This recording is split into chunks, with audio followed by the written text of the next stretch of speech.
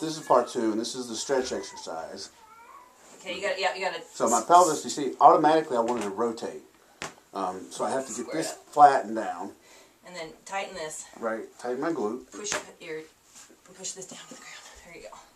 And then I'm going to get him into a stretch position, and then he's going to put pressure against my wrist. Go ahead and push.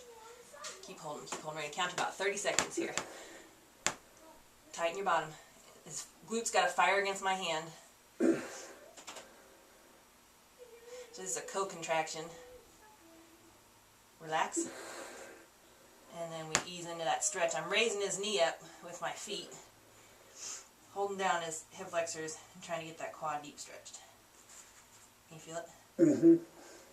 I'm going to do it about 3 times. Again. Kick. Tighten your bottom. Tight, tight, tight. Tight, tight, tight. Kick me.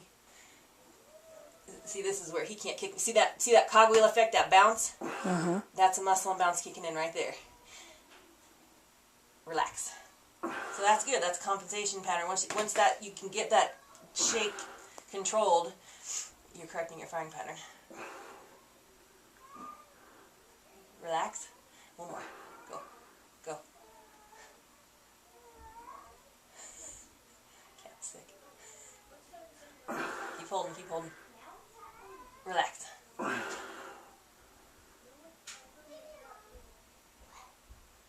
And alignment is really important. I got his hip, knee, and heel in alignment. I'm going to get over here. So that's the stretch. That's the stretch. This is awful.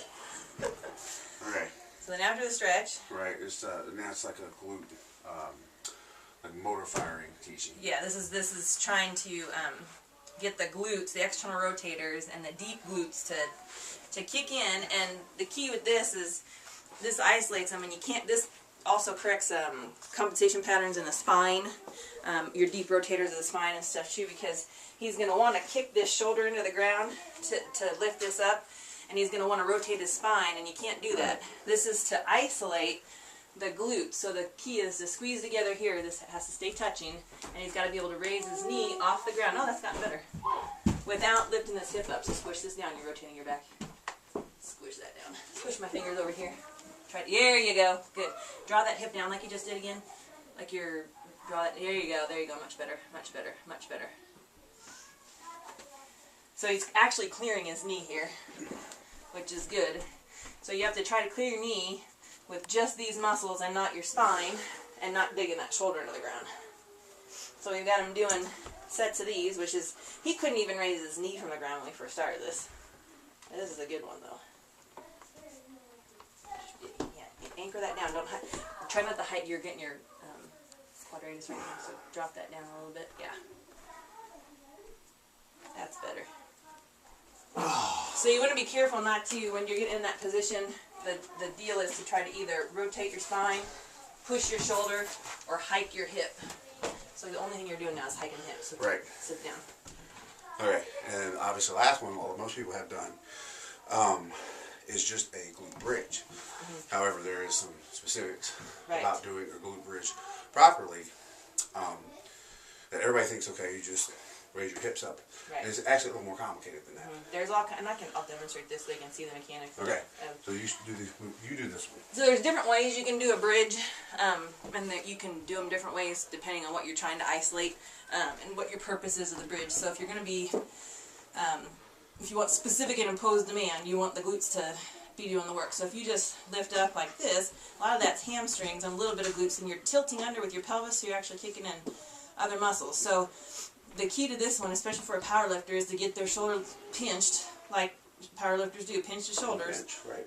And then right up onto the blades of the shoulder blades, like the top back blades, and you're pushing the ground away. Now your glutes are doing all the work. Through your heels. Pushing through your heels. Yeah, you should be able to wiggle your toes freely in your shoes. So it's all about heels. Right, and then you see here the one thing that is that she drops here. And a lot of people will raise this. Everybody wants to pop up the rib cage. You can't. Right. You got to keep the association you with drop the rib cage abdominals. down, which is actually more difficult than you think. Yeah, this you got to keep this in line. These have to fire so that this kicks in. If this is up here, you take half the load off. Right. Keep your spine in a line. Right, and then it actually pushes the weight back. And then you don't want your knees to fall out. You want to keep them in a straight line. That's the other thing is that immediately my my knees would come out. And she was like, no, you have to squeeze it back together. So, here, Pinch on your shoulder. up on the shoulder blades, drop here, Yep. Right there. squeeze, and come through the heels. Yeah. Rib cage settled. Push your pelvis up higher. Fire, fire, fire. Yep. Yeah, Act like you got $100 bill in your butt. You think that you're firing your glutes hard, but you're really not. You can always squeeze them a little harder. A little bit more adduction. There you go. Yeah. And then if you're lifting the weight he's lifting, for a lot of your power comes out of your glutes and your core stability. We have a saying: if you don't have proximal stability, you have horrible distal mobility. So being able to advance that to a bridge, to a single leg bridge with no rotation in the pelvis, Right. you should be able to do. So. If you're going to lift the weight you're lifting. Right. Knees, yeah. Good. So see how his pelvis doesn't drop? That's the proximal stability. It's hard on the other side, isn't it? Well, that's the. Yeah. See how it wants to fall? The pelvis wants to fall. You might stop so you can see it. Good. See, it doesn't fall at all. His pelvis doesn't drop in at all on this side, but on the side where the rotation firing pattern Well, is. that's the bad side. Is we? Yeah, but it's the. I've been practicing that. Oh, whoops! It's your opposite. So you've been working that one, and then I've now been your working other this one's- one, but not the left one. Whoops. Better. Good. See how you had to kick in the obliques and Yeah. the deep rotators in the spine? Good. Yeah. That's harder than it looks. And it's way harder than it looks. Okay, so that's the stuff that we have been going over, and it's already slowly getting better.